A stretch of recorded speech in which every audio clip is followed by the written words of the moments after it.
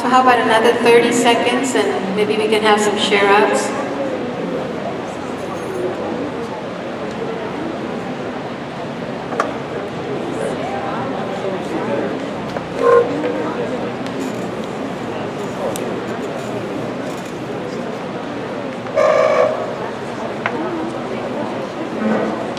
Okay, so let's come back, and who would like to share out some ways that you were restorative in the classroom, in the school? Some folks have been practicing this actually. We have Markel in the back. Can I get a mic in the back? Okay, I enjoy the idea of being able to share with the kids. I'm having a bad day. You come in and you talk to me and you tell me that you're having a bad day or you're having a good day. But being able to be honest and say, today, I'm not so good. To be able to be honest and be able to share. Absolutely, being self-aware is really important. I asked one of the teachers about that. When is he most restorative? When he's had his coffee, when he's had his good night's sleep, and he's not fighting with his wife. I said, okay, all right. Anybody else? Yeah. Well, one of the things I try to do with the students, especially students I don't know, students that I come into contact with, is try to introduce myself. You know, students are really quick to be like, I don't know you, get away from me, don't talk to me. So, introducing myself, trying to establish a relationship, every time I see that student, asking them how they doing, what's going on, how was your weekend, so forth, so on. So just establishing a relationship, therefore when something do happen, you are able to kind of talk to them. So you demonstrated both vulnerability and courage, right? Like sharing yourself with somebody, and especially young folks, sometimes they have ways to kind of make you feel like, why did I even try this? But that was beautiful, that when we are vulnerable, they can be vulnerable. And when you can get to the vulnerability, you get to the bottom of it. And then you can have a really good relationship. You can figure things out, like, wait a second, why are you talking to me like that? This is Miss Alfred. Take a look, It's like, this is me. You're not talking to somebody out there. I know a little bit about you, and that just calms them down, right? Anybody else? Yes.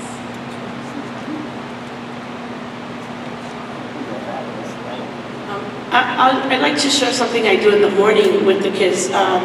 Most mornings, some mornings I don't get out there, but I'm out in the front of the school at the crosswalk, and I'm welcoming them in. Good morning, how are you? I've opened a few doors as they come in, which made it very easy for a young lady who was not dressed appropriately after a couple of days of doing that, and put her back in the car and say to Mama, she's not dressed for school today, bring her back, she's gonna be late, but and Mom was like, oh, sorry. They see me, and the parents see me, and so I've had parents stop and say, this is great, you guys are doing great. So first thing in the morning, kids are in class, and we're getting them in, and we're showing them in, and there's no pushback. They're like, oh, good morning, Miss Rivera. I had a kid say good morning to me. I was like, oh, hi. But I didn't, they know me now. They know that there's somebody there to welcome them. So I think that's been really helpful. That's so beautiful. Did you want to add something to that, Gina? So that welcoming and seeing them is really, really important, because adolescents get really good at getting invisible. And at home they might be invisible, so in school you need to see them, because when you see them, then they're more aware and conscious that someone's paying attention, which means that they want to do things that are either you'll reinforce with positive, or they'll stop doing things that are negative because they know that you're paying attention to them. So really, really key to see them. But think about it, when you go into a big room like this, and no one is greeting you, and we can't speak to you individually, it's very easy for you to disappear, right? It's very easy for you to get distracted and get on your phone and talk and do something else because no one's seeing you. But if you're in a small group and people see you and are talking to you, you don't do the same thing, right? You don't pull your phone out and you don't talk and you don't get up and leave. So when we see them, even when it's a big group, then we change their behavior right from the beginning. I teach graduate students, and if I do check in with every single class that I start, but when I haven't done that in the past, those are the classes where everybody is like this, and I can't tell what they're doing. And they're on their phone under their desk, or they're buying shoes on, the internet, or they're doing something else. But once I've said hello to everybody and checked in about how they are and told them how I am, then everyone's engaged. Everybody's in a conversation, so it changes it. Thank you. Why you gotta talk about shoes? Shoes. All right, on page 6, you have some methods that you can use. The restorative inquiry, just asking questions like on page 6 on the same handout. What happened? Asking what happened solves a lot of problems because everybody has a different perspective of what happened. What was going through your mind at that time when you were doing whatever? What is going through your mind now? Who has been affected? Really teaching young people that what they're doing affects other people. What do you need so that things can be put right? What do you need? And then how can all of us actually address this together? And for ourselves to be restorative, the thinking sheet of looking at yourself. What tone are you using with the child? What reassurance are you giving to the person? How are you showing that you value that person? And noticing if they're worried or frightened about something. Just reading the nonverbal as much as you can. I want to caution one question, which is, what did you do? So if you ask a young person, what did you do? They have no option but to try to get back up and start defending themselves. If you ask what happened, that's a different story. You're asking for their version of the truth. You're asking for their understanding, for their memory, for their, their experience. But what did you do only gives you one avenue, which is for them to stand back and get ready to fight you. So if I walked up to anyone in this room and said, what did you do? You would get defensive because you'd have to think about what you did, and now you have to defend yourself. So it really shuts things down for them. And remember, they're getting really good at this age about figuring out how to defend themselves. So the more opportunities you give them to do that, the better they get at doing it. So you want to open it up differently. Okay, so reframing what's going on, listening to them and reframing it and noticing what they need is helpful. Going back and forth in a restorative conversation is helpful. And on page 7 at the bottom, there is actually a way to talk about an issue in the classroom that's happening. So one of the teachers invited me, her young people weren't turning in homework. They have it in the backpack. I'm not turning it in. So what's going on? Or they're not doing it. So we had a discussion together about what's up with the homework, how can we actually change this behavior, and they actually got on top of it and they were bringing the homework more, and we actually developed a structure where the minute they came in, they dropped their homework, and those who didn't do the homework met with me, and I was the dean, and we sat together at lunch and got the homework done, and got the work back to the teachers. So that was a way where not only were they taking individual responsibility, but we took responsibility as a school. Like, how do we encourage young people who have done their homework and it's in their backpack to actually put it out to the teacher? Or if they didn't do their homework, that they can come and remedy that with me during lunch, and then the homework gets turned in. So encouraging you as a staff to practice restorative justice with each other, develop some values that you can hold as a school, develop some guidelines of how you're going to be with each other, and understanding that conflict is not bad. It's what you do with conflict that can get bad, right? If you can sit and talk to each other, even if it gets to the point of louder voices, the circle can hold the feelings. And the more you practice, the easier it gets, and the faster it gets. We started out with circles that were like an hour and a half, and then we figured out how to get it down to 55 minutes before the bell rang. Right, so good luck with everybody. If you have any questions, I'm so open to taking them, or you can write to me. I think my Gmail is down there. You can write and ask anything you want. Thank you. Passing this back to Gina.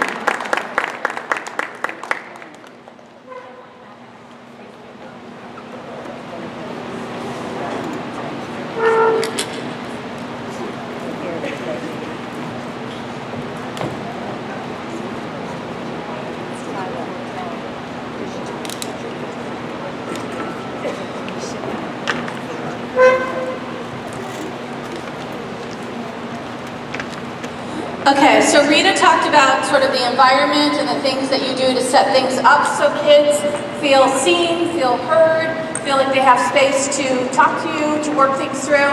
And I'm going to talk about what happens when you do all that and we still have some behavior that we can't have in the classroom.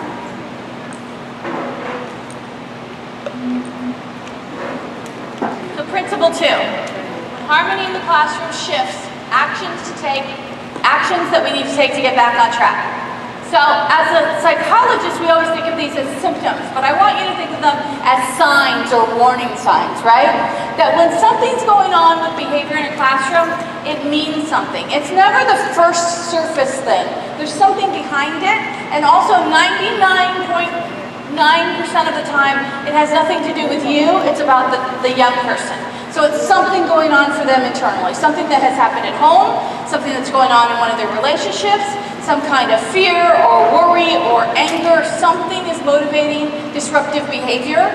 And the only way to get to that disruptive behavior is to try to understand it from the young person. And the only way to change that constant interruption is to help the young person figure out how to learn to control it themselves. So, kids that are emotionally dysregulated, that means that they can't contain their emotions. Most of you are probably hot in here. Some of you might be frustrated, some people might be tired, some people might want to go home, some people might be thinking about what they're going to have for dinner, but you're mostly holding it together and no one's throwing a tantrum or rolling around the floor, right? That's emotional regulation. That means you can have the emotion and you can know what it is, but you're not expressing it all over the place. Adolescents have a hard time with that.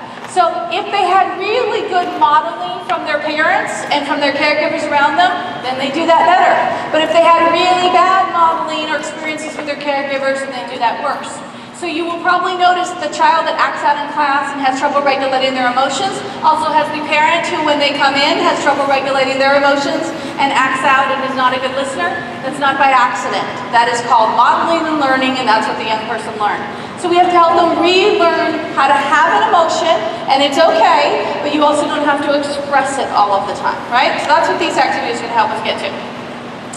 So the first one is a reminder of the agreements. So this is a great suggestion from Rita, that we go back and say things like, hey, it seems like something's going on for you and I want to spend time talking with you about it. We can't do it right now, but remember that we said instead of acting out, we were going to have other ways of dealing with this. Or remember that we said we're in community and that when one person acts out, it affects other people. Or all of those values that we hold, you're going to remind them of that. Now, sometimes that works, especially if you catch it really early, but not always. So the second thing that I always like to do is called a do-over. And I do do-overs with little kids all the way to adolescents. And when you first tell adolescents, they laugh or tell you it's stupid or they're not going to do it, but then they start doing it. So here's what you do. When behavior starts to escalate, be either between you or the other person, the young person. So maybe they're starting to annoy you and you're starting to get mad at them and things are starting to escalate. Either party can call a do-over. And you can do it privately. You can have a signal, you can have a word, you can just say, I want a do-over. But the thing is that you're going to stop what's going on right there. You're going to pause for a moment and you're going to act like it didn't happen. And you're going to start all over again. So with little kids, like my 8-year-old, we actually pretend like we go back to sleep.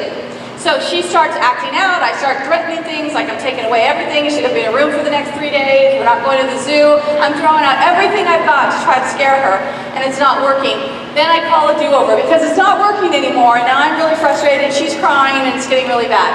So the do-over for an 8-year-old is we say, okay, stop, we're going to do a do-over. We go back to sleep, we wake up, and I say, good morning, she says, good morning, and then we walk away. That didn't happen, and the day started over again. But you can actually do it with adolescents too. So once they learn how to do this and they figure that it's a way for them to stop the escalation of getting in trouble. So they know how to start the behavior, they're not very good at stopping the behavior.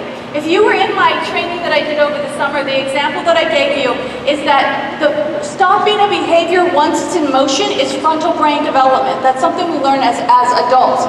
Adolescents can't do it very well. So if I get on the freeway and I'm speeding and I see a police officer get on the on-ramp, I slow down and put my brakes on because I'm afraid I'm going to get a ticket. The adolescent keeps going at 100 miles an hour. There's no change in behavior even though the factors have changed around them. So they don't know how to stop once they're getting in trouble. And maybe you've had this conversation either with your own kids or with kids in the classroom.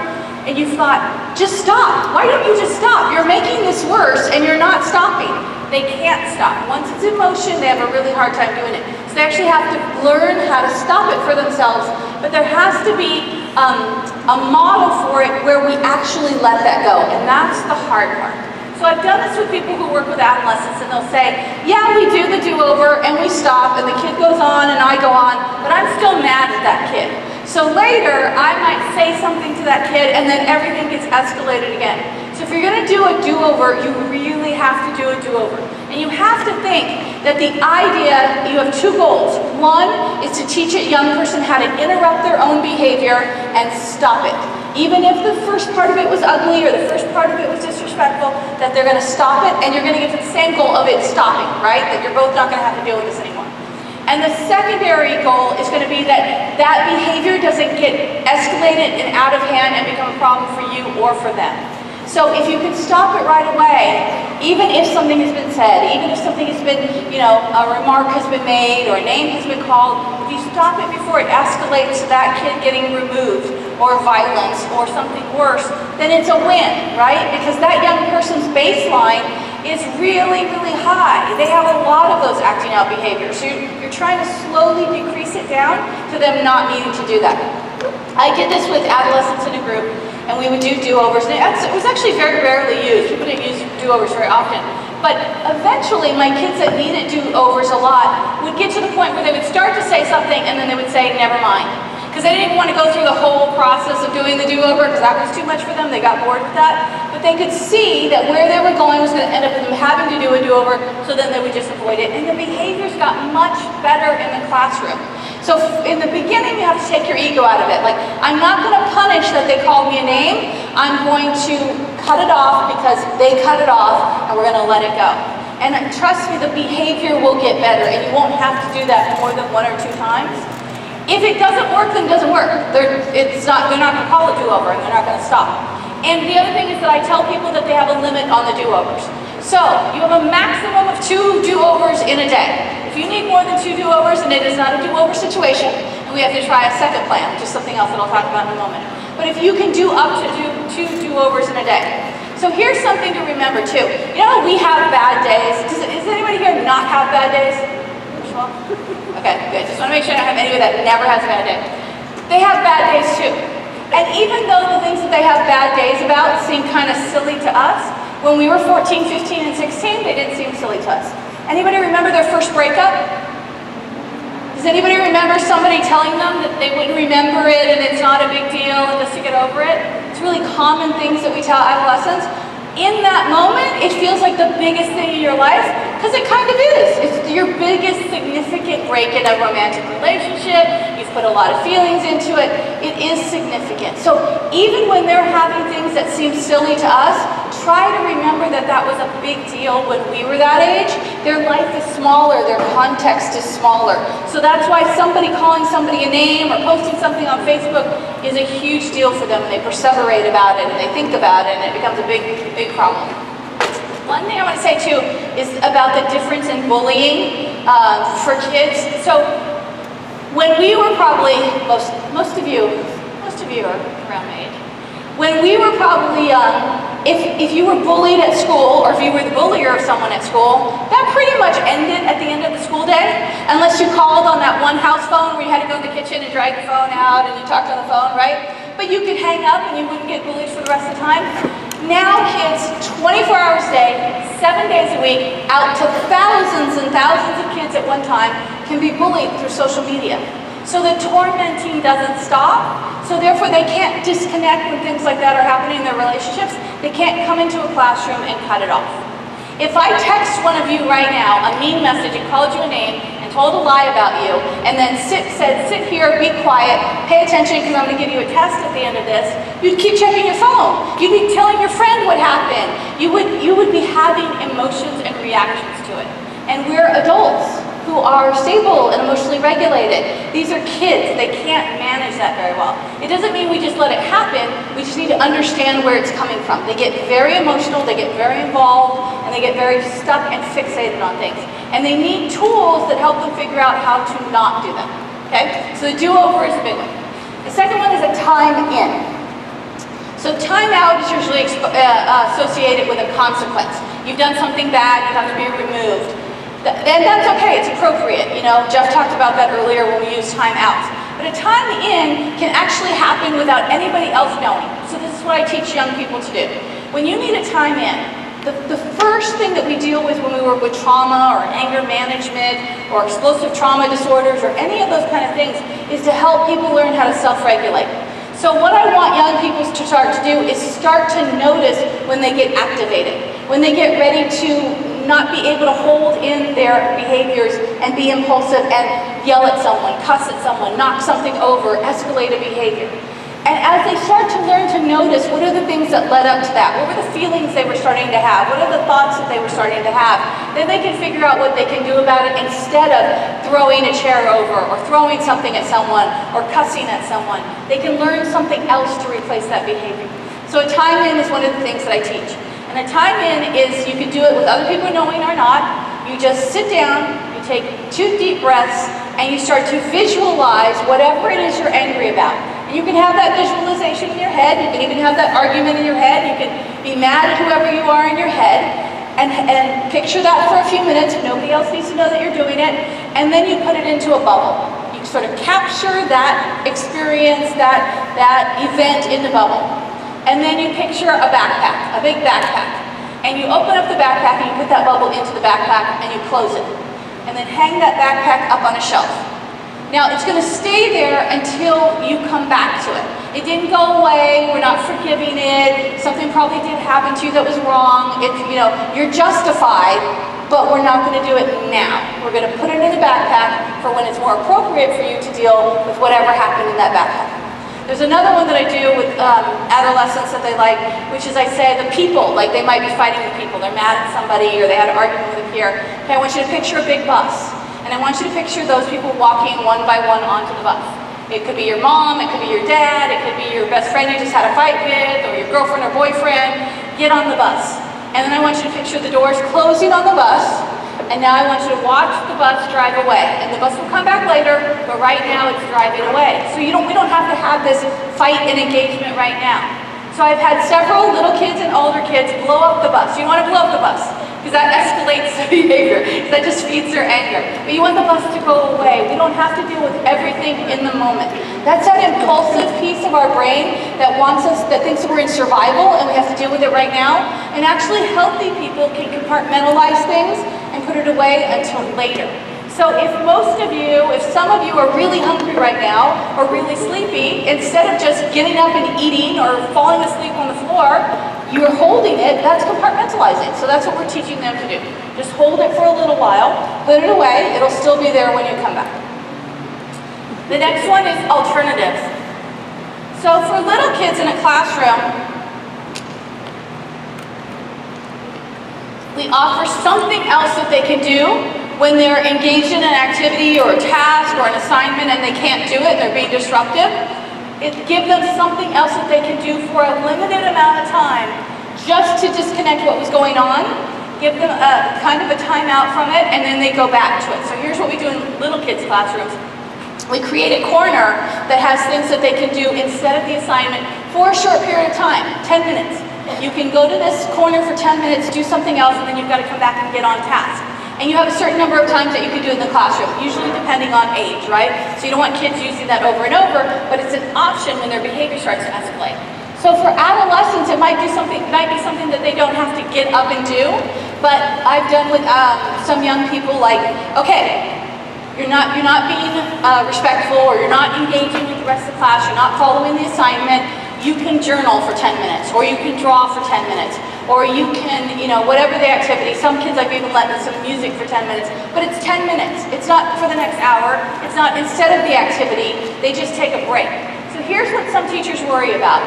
This is showing favorites or giving them special things or teaching them to use that instead of doing the activity. You're really trying to do this for kids that otherwise aren't going to complete the activity anyway, right? So this is not for kids that can mostly hold it together and finish the activity or the assignment. It's for kids that generally don't complete this stuff anyway. You're trying to individualize the work with them to get them to try to complete the task. because something interrupts it for them. It's something about attention, it's something about, being able to stay on task.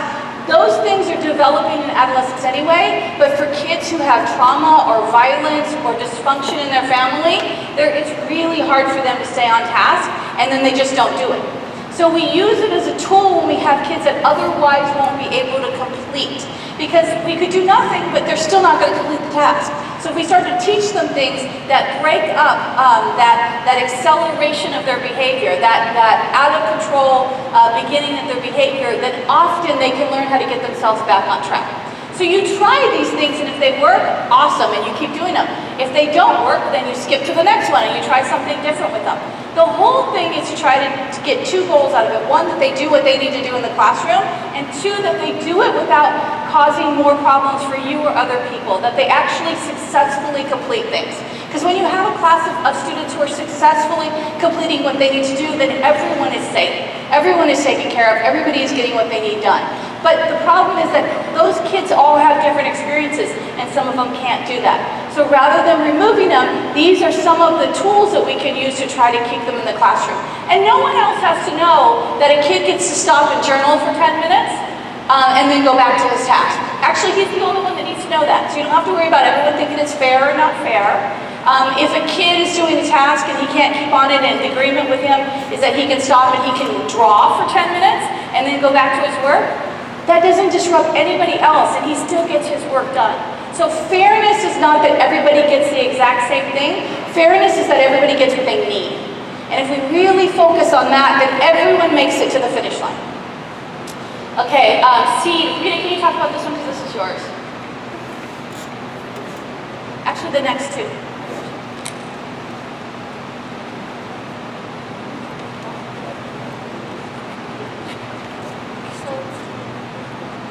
What SEED stands for is Stop Everything and Dialogue. So if something is going on in class and you just can't teach and you need to get everybody to reset, you're actually figuring out a way, after you've built up your values and guidelines, right? Because if you just do it out of the blue, it's not going to make sense. But you already have an agreement that you will, when things go wrong, that you will, as a class, get together and talk. So stop everything. So I'm going to stop what I'm doing right now, and for 10 minutes, I just need to know how come there's so much non-attention going on. People are not paying attention to what I'm doing here, right? And just have a few people actually talk about that, bring that up, and have you reset the whole group.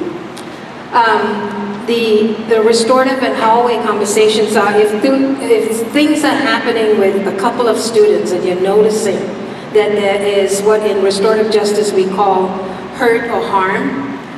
So there's some harm going on. Somebody's getting hurt. You are talking to both of them and saying, we're going to talk about this in just a minute. Just let me settle the whole class. Give the class something to do. You're pulling these two outside and you're just going through very quickly the questions. Like, what's happening? What are you guys are feeling? What are you thinking? What are you needing? Let's figure this out. Do we need to meet after class? But you're paying attention to that. Just changes the whole thing. They can't keep continuing doing what they're doing. Because you've noticed that you've said, I'm going to deal with this, I'm going to pay attention to you, and let's resolve it so that you can go back to class and do the work that you need. So that's the two right there. Let's see.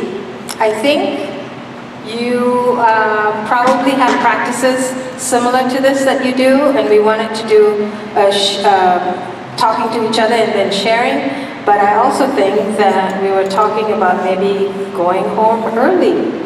Is that right, Dr. Shackelford? 5. In 5 minutes? 5 o'clock. At 5 o'clock? Sure. Okay, so you'll do the share. So if you turn to your partner, and any of these, experience of any of these strategies, the reminders of the agreements, a do-over, a time-in, or a group reset, you can try one of these with each other. So with your partner, if you can try that, and then we'll have people share out. So we're looking for two things. Do you have a creative way that you do something like this to sort of disrupt behavior and help kids get back on track? These are just our suggestions. Do you have something that you do that you could share that other people could benefit from? And then the second thing is, if you want to practice one of these skills, you want to practice talking about it or thinking about whether or not it would work or have questions, think about that, and then we'll share with the group, okay? Also, there's cookies and water, so you should have some cookies and water.